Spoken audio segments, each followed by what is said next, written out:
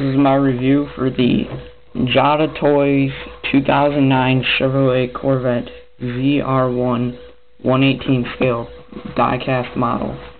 I got this model a couple months ago. It's pretty good. It's pretty well done. This one is Jetstream blue. It comes in Victory red and Cyber gray also. It comes on this plastic stand. I took the screws out. It does have screws that attach it to the stand. And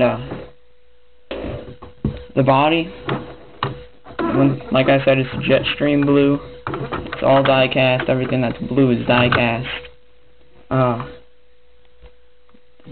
Got pretty good lines to it. Looks pretty good. Everything's pretty up to spec.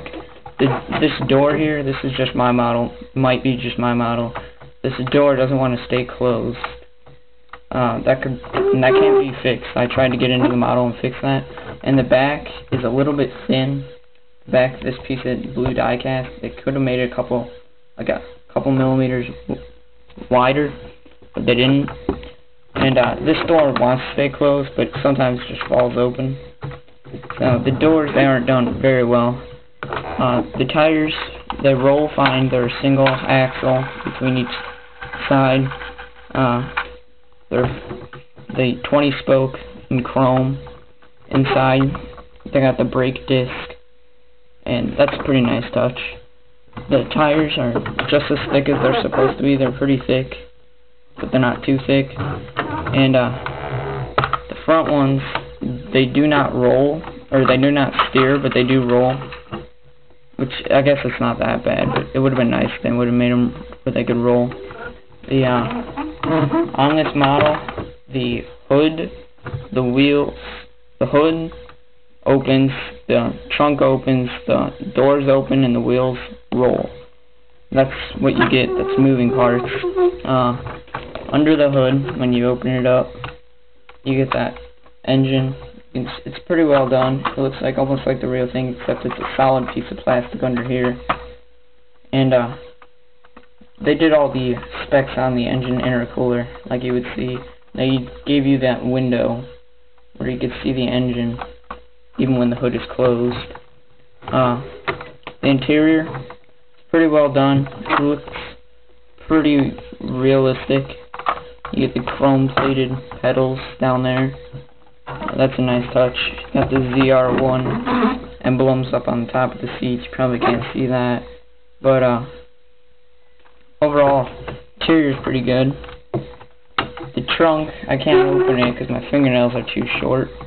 But it does open full way from this area all the way up. It doesn't have much space, but it's okay. Underneath, the transmission and the exhaust are covered in chrome. That's pretty nice how they did that underneath even. The roof it looks like real carbon fiber. It does on the real cards, exposed carbon fiber, and they did a pretty good job replicating it. They just gave it a paint job over the basic die cast, but it's still pretty cool. The steering wheel does turn, just not with the wheels, because the front wheels do not turn.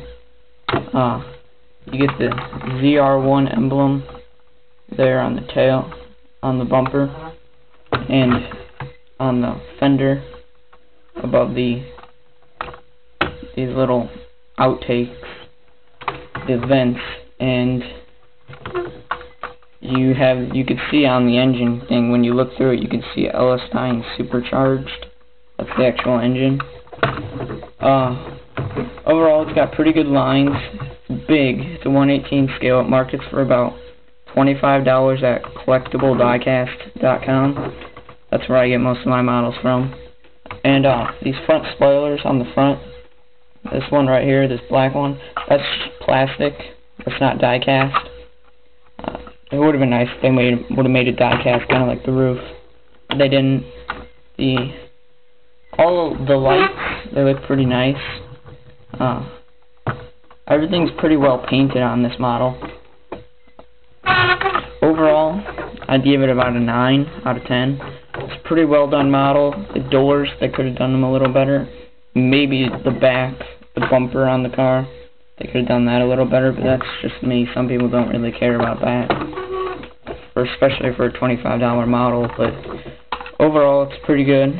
Like I said, you can get it in Victory Red or Cyber Gray, but I like the Jetstream Blue. It looks really nice.